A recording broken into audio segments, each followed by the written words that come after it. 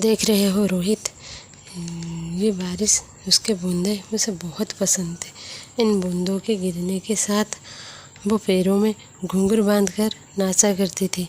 इतनी खूबसूरत लगती थी कि वो उसके सामने मोर भी फीके पड़ जाते थे। उसे बारिश बहुत पसंद है और आज भी पसंद होगी।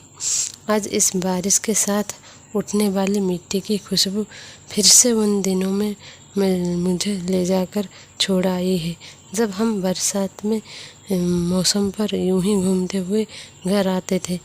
ये बारिश भी बड़ी अजीब है। लोगों के लिए पानी है और मेरे लिए बरसते इश्क की कहानी है। पहाड़ के पीछे जो वो ढाबा है जहाँ मैं चाय पीने जाता हूँ, वहाँ की चाय उसे बहुत पसंद है। हम हर बरसात में कॉलेज से लौटते वक्त वहाँ की चाय ज़रूर पीते थे। चाय वैसे भी उसे बहुत पसंद थी। मई जून की दोपहरी में चाय पीना पसंद करती थी, और जब मैं मना करता था तो वह बड़ी नज़ाकत से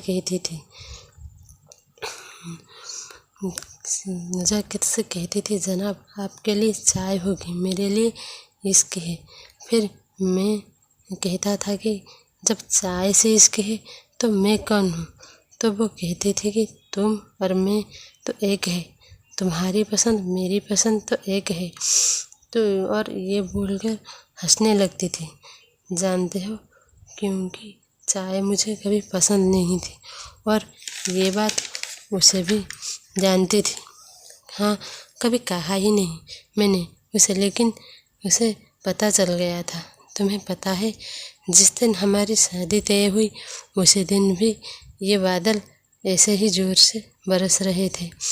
हमारे साथ उन्हें भी खुशी महसूस किया था। ये भी हमारी खुशी में मेरी नैना की तरह झूमकर नाचते थे। उसी दिन नैना ने मुझे कहा कि हम अब हमेशा इन बूंदों के साथ नाचेंगे। मैं हमेशा उसके बेतुकी की बातें पर हंसता था। हमारी शादी की ये फ़ोटो देख रहे हो? नैना के चेहरे की मुस्कुराहट, ये खुशी हमारी शादी की दस्तक देने वाली थी। बेमौसम बारिश के लिए थी। लोग बेमौसम बारिश से परेशान थे, और मेरी नैना दुनिया की पहली दुल्हन होगी जो बारिश में भीगते हुए फ़ोटोशूट करवा रही थी। नैना को भी अपनी मेकअप सजने संवरने की कोई चिंता नहीं थी। वो हमेशा ही ऐसे बेपरवाह थी। नैना बारिश वाली फ़ोटो के लिए अलग एल्बम बनाना चाहती थी।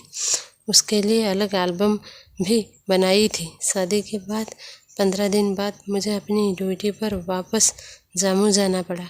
जब ये बात नैना को पता चली तो मुझसे बोली कि तुम फौजियों का काम छुट्टी के मामले में बड़ा अजीब है, लेकिन ठीक है, जाओ जल्दी आना।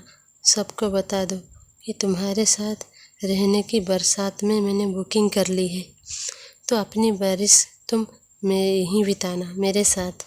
शादी की पहली साबुन मुझे तुम्हारी गिफ्ट छुट्टियों में चाहिए। मैंने मुस्कुराते हुए कहा, आपका हुक्म सराखों पर जनाब। हंसने लगती थी। जब मैं वापस जा रहा था तो उसने अपनी आँखों में बिखरी नमी को छुपा लिया था। उसकी आँखों से एक भी आंसू ना गिरा। फिर मानसून आया और जम्मू में बाढ़ आ गई और मेरी छुट्टियाँ कैंसिल हो गई। जब नैना को ये बात पता चली तो वो बहुत निराश हुई थी। वो उसे मेरे बिना सब कुछ अधूरा लग रहा था, लेकिन मैं क्या कर सकता था? नहीं आ पाया। मैं बाढ़ में फंसे लोगों की मदद कर रहा था। अपनी नैना को मनचाहा साबन ना दे पाया, उसे उसके गिफ्ट नहीं दे पाया। फिर एक हफ्ते बाद पता चला कि नैना बाहर गई थी। लैंडस्लाइड हुआ और नैना अपनी कार के साथ नदी में जा गिरी। 2 दिन बाद उसकी लाश मिली। उसी दिन ऐसा लगा जैसे मैं मर गया। तब आया था मैं इसी जगह पर जब मेरी नैना मुझे छोड़कर जा चुकी थी। तब मैं यहाँ से उसकी यादें समेटकर अपने साथ ले गया था। तब से हिम्मत नहीं हुई यहाँ आने की। अब 5 साल बाद मेरी पोस्टिंग यहाँ हुई तो बहुत हिम्मत जुटाकर आया हूँ, लेकिन ऐसा लग रहा है कि मेरी नैना मेरे यहाँ आने से खुश है। मैं उसका साथ महसूस कर पा रहा हूँ। जो तब नहीं कर पाया वो अब कर दिखाया। मैंने अपनी नैना को शादी की पहली सावन गिफ्ट में दिया है। मैंने